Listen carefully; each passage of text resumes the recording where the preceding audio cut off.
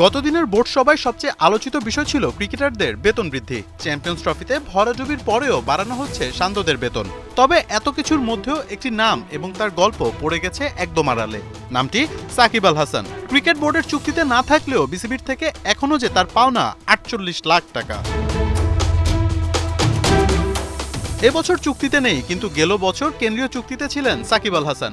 আর সেই চুক্তির কারণেই বিসিবি থেকে এখনো ২০২৪ সালের ৪ মাসের ৪৮ লাখ টাকা পাওনা এই অলরাউন্ডারের। দেশের মাটিতে সাউথ আফ্রিকার বিপক্ষে টেস্ট খেলে বিদায় নিতে চেয়েছিলেন সাকিব, কিন্তু নানান রকম জটিলতায় তা আর সম্ভব হয়নি।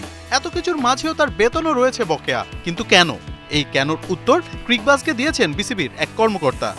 এটা সত্য যে তিনি এখনও সেপ্টেম্বর, অক্টোবর, নভেম্বর এবং ডিসেম্বরের বেতন পান এবং এর মূল কারণ তার ব্যাংক অ্যাকাউন্ট জব্দ করা হয়েছে। প্রশ্ন উঠেছে, ব্যাংক অ্যাকাউন্ট ফ্রিজ থাকায় ভবিষ্যতে সাকিবের বকেয়া বেতন পেতে কি কোনো সমস্যা হবে?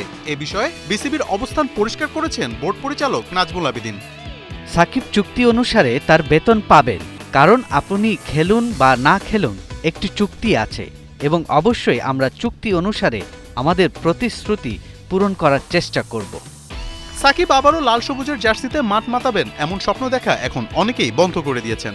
আবার অনেকেই অধীর অপেক্ষায় বসে আছেন আরও একবার তার ক্যারিশম্যাটিক পারফরমেন্স দেখার জন্য। তবে সাকিবের সময়টাই ভালো যাচ্ছে না। বিশেষ করে বোলিং অ্যাকশনের নিষেধাজ্ঞার পর তার উপর আস্থাও রাখতে পারছেন না ফ্র্যাঞ্চাইজিগুলো।